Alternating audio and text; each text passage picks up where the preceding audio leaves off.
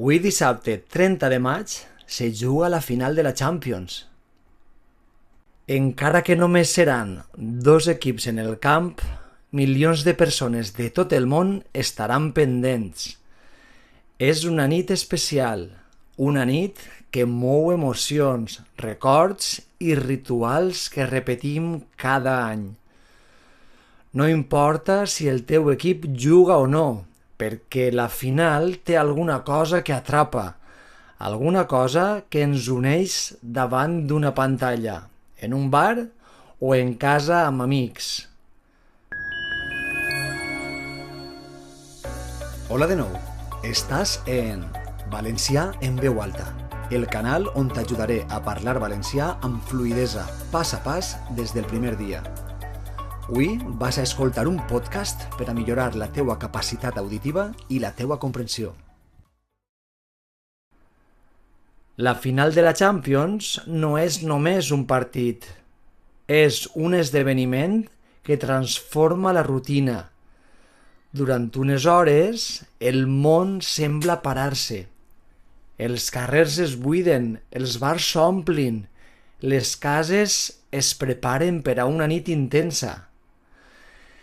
I hi ha qui compra alguna cosa per a picar, qui prepara el sopar, qui reserva taula en el seu bar de sempre. Cada persona té la seva manera de viure-ho, però totes comparteixen la mateixa expectació. El més bonic d'este dia és que crea un ambient especial. La gent parla del partit en el treball, en el metro, al carrer. Es comenten les alineacions, les sensacions, les supersticions. Alguns es posen la samarreta de l'equip. Uns altres repeteixen el mateix ritual de sempre, com si això poguera influir en el resultat. I encara que sabem que no canvia res, ho fem igual, perquè forma part de la màgia. A Europa, la final és quasi una tradició.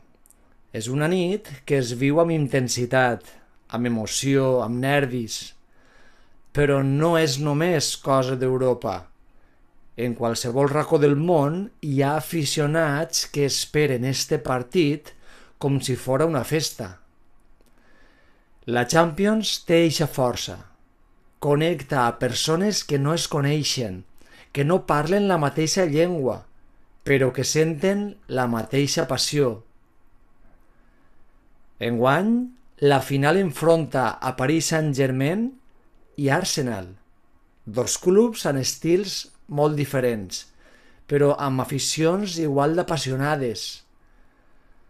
El Paris Saint-Germain arriba des de París, una ciutat que mescla elegància, història i modernitat.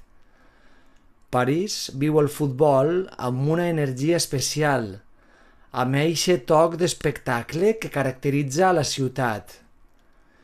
El club s'ha convertit en un símbol d'ambició, de grans nits europees, d'estreles que il·luminen el Parc dels Prínceps. Per a molts parisencs, esta final és una nova oportunitat. De nou, volen demostrar que continuen sent els reis d'Europa des que Luis Enrique va arribar a la banqueta del seu equip. L'Arsenal, en canvi, ve des de Londres, una ciutat on el futbol és quasi una religió. Londres respira futbol en cada barri, en cada pub, en cada conversa. L'Arsenal representa tradició, estil, identitat. El seu estadi, l'Emirates, és un temple modern on milers d'aficionats viuen cada partit amb una mescla d'orgull i passió. Per als seguidors de l'Arsenal, esta final és un somni llargament esperat, una oportunitat per a arribar al més alt del continent. Una oportunitat per a guanyar per primera vegada la Champions, després d'haver guanyat la prestigiosa Premier League. Dos ciutats distintes, dos maneres d'entendre el futbol, dues històries que es creuen en un mateix escenari. Dos grans entrenadors espanyols al capdavant del futbol mundial. I això fa que esta final siga encara més especial. Quan l'àrbitre xiula a l'inici, tot canvia. La tensió puja, els cors bateguen un poc més ràpid. Cada passada, cada ocasió, cada error es viu com si fora decisiu. I encara que només un pot guanyar, tots sentim que hem viscut una cosa gran, alguna cosa que no passa cada dia. Quan arriba el final, la història es divideix en dos. L'alegria immensa d'uns i la tristesa profunda d'uns altres. Però fins i tot en eixe moment hi ha alguna cosa que ens uneix. Sabem que hem sigut testimonis d'un capítol més d'este esport que mou tant.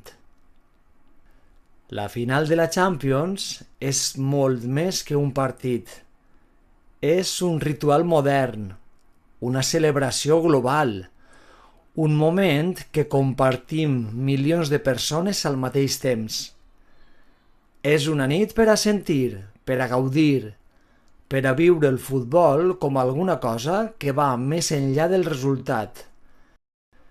Pots deixar en els comentaris com vas viure la final. Pots comentar si anaves amb algun dels dos equips. Pots comentar qui va ser el teu jugador preferit. Espero que t'hagi agradat este capítol especial amb motiu d'aquest partit. Ens veiem en els vídeos habituals. Gràcies per escoltar Valencià en veu alta. Podràs trobar més podcast al canal i també trobaràs altres vídeos per a practicar la imitació del valencià real per al dia a dia. El teu treball diari te farà millorar pas a pas des del principi. Cuida't i parla en valencià.